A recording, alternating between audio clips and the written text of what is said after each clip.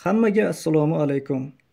Xabaringiz bor, ko'pchilikka qiziq bo'layotgan kibernetik olim Vahob boboning YouTube platformasidagi Haqiqat ovozi kanalida yoritib borilayotgan loyihasi muhokamalarga sabab bo'ldi va yurtdoshlarimizda umid uyg'otdi. Videolarda loyiha haqida mutaxassislar muhokama uchun savollar va fikrlar yuborishi mumkinligi haqida bir necha marta aytildi. Shulardan kelib chiqib, mutaxassis sifatida men ham o'z fikrlarimni bildirmoqchiman va o'zimni qiziqtirgan savollarni bermoqchiman. Dastlab o'zim haqimda qisqa ma'lumot berib o'tsam. Men Habibulloh Halilov, dasturchi, informatik. Mutaxassisligim amaliy matematik. Samarqand davlat universitetining matematika fakultetini amaliy matematika yo'nalishini tamomlaganman. Ma'lumotim oliy. Anchadan beri dasturchilik, dasturlashga o'qitish va o'quvchilarni informatika fanidan olimpiadaga tayyorlash, o'qituvchilarni esa informatika fanidan attestatsiyaga tayyorlash bilan shug'ullanaman. Men shu vaqtgacha Haqiqat ovozi kanalida berib borilayotgan Vahob boboning loyihasi haqida eshitgan va ko'rgan ma'lumotlarimdan kelib chiqib, har bir kishida tug'iladigan tabiiy savol: loyihani amalga oshirish mumkinmi? Savoliga o'z bilimlarimdan va tajribamdan kelib chiqib, shaxsiy fikrlarimni bildirmoqchiman. Lekin shuni aytib o'tishim kerakki, kanalda loyiha haqida berilayotgan ma'lumotlar juda ham kam va tartibli emas. Loyihaning sirini oshkor qilishmasa ham, ustozni o'zi tushuntirishga qiynalsa, shogirdlari loyiha mazmuni va mohiyati haqida tartib bilan ketma-ketlikda tushuntirib berishsa yaxshi bo'lar edi. Loyiha kodlarini, algoritmlarini ko'rsatishi shart emas. Odatda savol ikki holatda bo'lmaydi: yaxshi tushunilganda yoki umuman tushunilmaganda. Shu sababli ham izohlarda savollar deyarli yo'q. Sababi menimcha juda ko'pchilik yetarlicha tushunmayapti. Men ustozni hurmat qilaman va meni hozirgi va keyingi fikrlarimni tanqid emas, ustozdan savol so'rayotgan o'quvchi sifatida qabul qilishini xohlayman. Agar loyiha mukammal bo'lsa, men ham uni amalga oshishini xohlayman. Lekin dasturchi sifatida savollar bermoqchiman.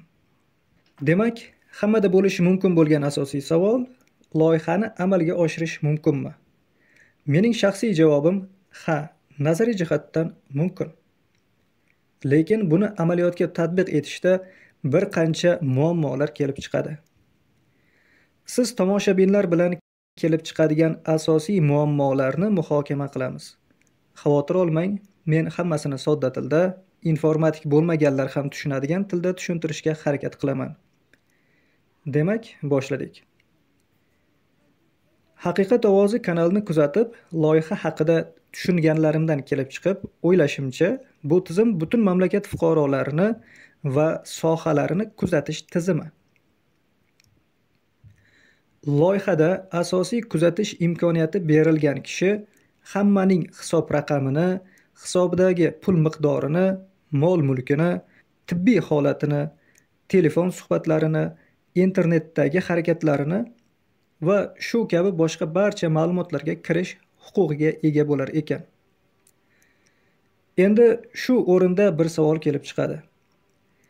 Tizimga hakerlar tomonidan hujum qilinsa va asosiy kuzatuvchi sifatida kirish huquqiga ega bo'lishsa, hamma fuqarolar va tashkilotlarning barcha ma'lumotlari ochiq qoladi. Loyihada bu muammoga qanday yechim qilingan? Kanalda berilgan ma'lumotlar kamligi sababli aniqlashtirish uchun yana boshqa savollar bermoqchiman. Bu tizim o'ziga bog'langan tashkilotlar yoki fuqarolarning ma'lumotlarini o'zgartira oladimi? Agar o'zgartira olsa, tizimga hujum bo'lganida hakerlar hamma ma'lumotlarni qo'lga kiritishdan tashqari, ma'lumotlarni o'chirib yuborishi, o'zgartirib qo'yishi, tizimga bog'langan barcha tizimlarni ishdan chiqarishi mumkin. Bu masalan quyidagi muammolarni keltirib chiqaradi. Mobil aloqa va internet ishlamasligi, banklarda pul ko'chirish ishlamasligi va buning oqibatida kelib chiqadigan muammolar, barcha banklardan pullarning birdaniga yo'qolishi, shu sababli hamma insonning ham puli yo'qoladi. Kreditlar, omonatlar ham yo'qoladi. Soliq, tibbiyot, ta'lim va boshqa barcha tizimlarni ishdan chiqishi va hokazo. Bu holatda muammolar bir-biriga zanjir kabi bog'lanadi. Masalan, tasavvur qiling, tizim o'chirildi. Siz nimadir xarid qilmoqchisiz. Naqd pul yo'q. Siz hech narsa ola olmaysiz. Oziq-ovqat, dori-darmon, svet, gaz, suv kabi kommunal to'lovlarni ham amalga oshira olmaysiz. Yuqorida aytganlarim xavfsizlik masalasidagi umumiy fikrlar xolos. Hammaga tushunarli bo'lishi uchun juda ham chuqurlashmadim. Aytganlarim haqida har kim o'ylab ko'ra oladi va tasavvur qila oladi. Chunki kundalik hayotda hammada bo'lishi mumkin bo'lgan odatiy misollar bilan tushuntirdim. Xavfsizlik masalasi juda ham dolzarb masalalardan biri.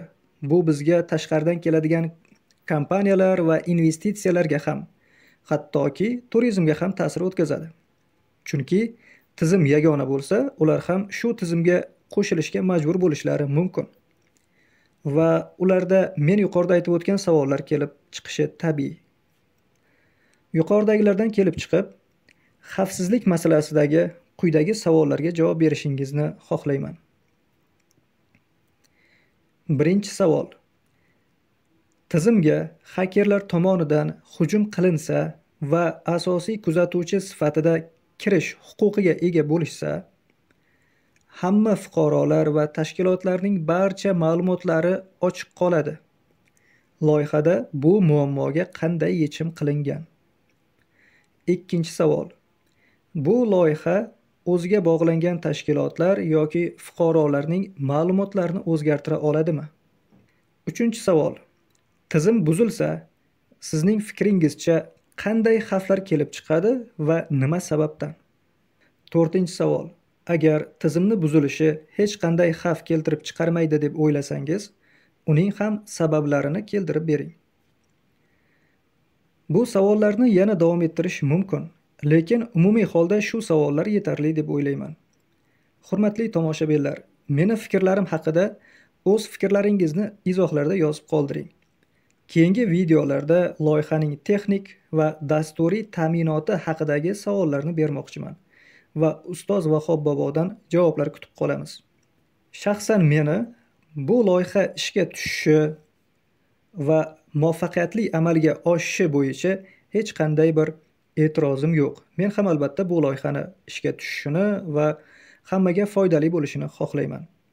Keyingi videolarni o'tkazib yubormaslik uchun kanalimga obuna bo'lib qo'ying. Hurmat bilan, Habibulloh Halilov.